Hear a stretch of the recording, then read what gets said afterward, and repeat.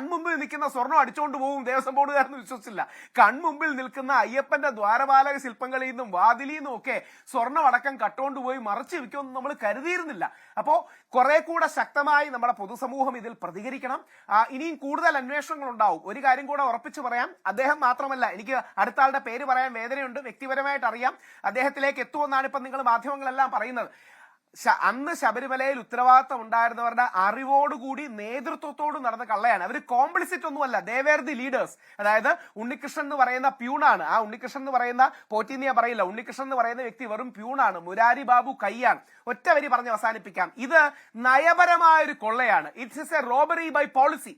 ഒരു പോളിസി ഉണ്ടാക്കി ആ പോളിസിയുടെ ഭാഗമായി ശബരിമലയിലെ സ്വർണം പതിച്ച കാര്യങ്ങൾ, സ്വർണം പൂശി മാറ്റി വെച്ചാൽ ആരും അറിയില്ല എന്ന് തിരിച്ചറിഞ്ഞുകൊണ്ട് അവിടുത്തെ സ്വർണം എടുത്തു മാറ്റി അതിന്റെ വ്യാജ പതിപ്പുകൾ ഉണ്ടാക്കി, ഡ്യൂപ്ലിക്കേറ്റ് ഉണ്ടാക്കി തിരിച്ചു കൊണ്ടുവച്ച് ഒറിജിനൽ സാധനം പലർക്കായി വിറ്റ് ഈ ഡ്യൂപ്ലിക്കേറ്റ് ഇടയ്ക്കിടയ്ക്ക് വീണ്ടും വീണ്ടും വീണ്ടും പൂശി അതിൽ നിന്ന് കാശ് ഉണ്ടാക്കാമെന്ന് കരുതുന്നതാണ്. ഹാഷ്മിയുടെയോ എന്റെയും നമ്മുടെ ആരുടെയെങ്കിലും വീട്ടിൽ നിന്ന്, ഇവിടെ ഒരുപാട് നല്ല പാനലിസ്റ്റ് ഇരിപ്പുണ്ട്, നമ്മുടെ വീട്ടിൽ നിന്ന് 10 പവൻ എടുത്തോണ്ട് പോയി പണിക്കാരന്റെ വീട്ടിലേക്ക് 39 ദിവസം എടുത്തു എത്താനെങ്കിൽ നമ്മൾ ആ പണിക്കാരനെ വിളിച്ചു ചോദിക്കൂലേ, 39 ദിവസമായില്ലേ എന്റെ സ്വർണം അവിടെ എത്തിയില്ലേന്ന്.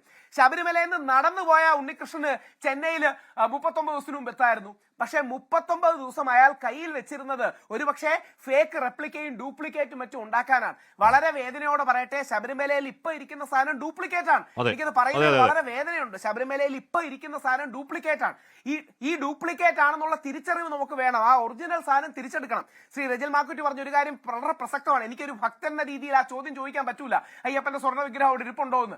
കാരണം അത് ഞങ്ങളെ വേദനിപ്പിക്കുന്ന ഒരു കാര്യമാണ്. പക്ഷേ അവിടെ ഇരിക്കുന്ന എന്തൊക്കെ സാധനങ്ങൾ അടിച്ചുകൊണ്ട് പോയി എന്ന് ആലോചിക്കണം. കാര്യം അതൊരു മാഫിയ കൊള്ള സംഘത്തെ പോലെ പ്രവർത്തിച്ചു. ഒരു വരിയും കൂടെ പറഞ്ഞ് അവസാനിപ്പിക്കാം. ചമ്പൽ കൊള്ളക്കാർ പോലും അവരുടെ അമ്പലങ്ങളിൽ മോട്ടിക്കൂല. ഇന്ത്യയിലെ ഏറ്റവും കുപ്രസിദ്ധരായ കൊള്ളക്കാർ ചമ്പൽ കൊള്ളക്കാരാണ്.